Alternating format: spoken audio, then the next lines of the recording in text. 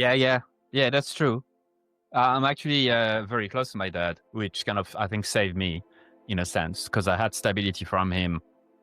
One of the things that always irritated me with, with my mom and the relationship I had with her is I never knew what version of her would come up, right? So I just didn't never felt emotionally stable around her because nothing could trigger her.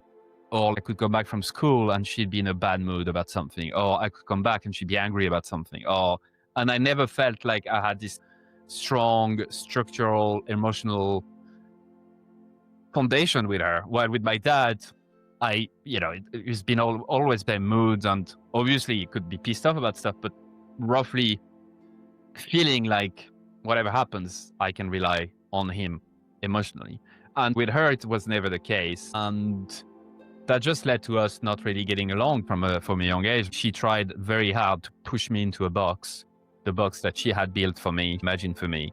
And I did everything I could to get out of it because that wasn't me. Like, she pushed me to take piano lessons when I was young, which is fine, right? But I just wasn't me, right?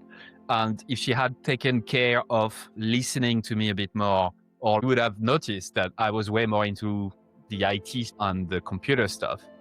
Like, my dad bought me a computer when he realized that I was really into it. And he didn't have to ask me. He knew that it was something I was into.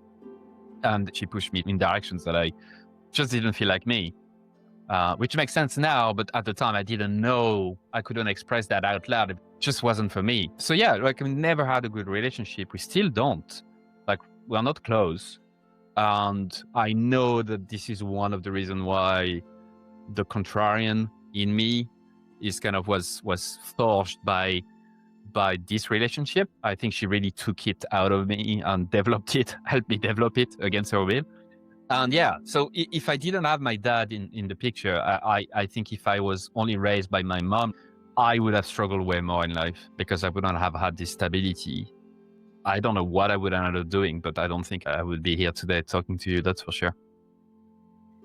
I might project at the moment, but that reminds me of my dad a little bit. And when I was growing up, this volatility of this man made me always, when I was in my environment, try to understand the energy in the room.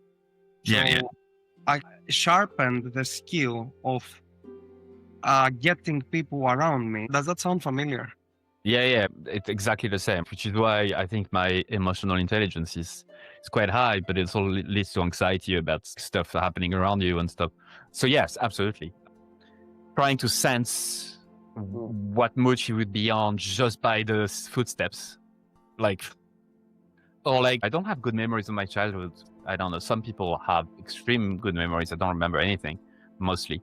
But I do remember scenes like her coming back from parent-teacher meetings. I do remember watching the car coming back, just watching her, how she would like close the car door and open the to have a feeling of how it went, and being so anxious about the way, what she would fucking tell me, what teachers said about me, this is so bad. So yeah, what you said there, absolutely. Like, it's just it's just coping mechanism, right? It's just to try to fucking survive in a sense, emotionally at least.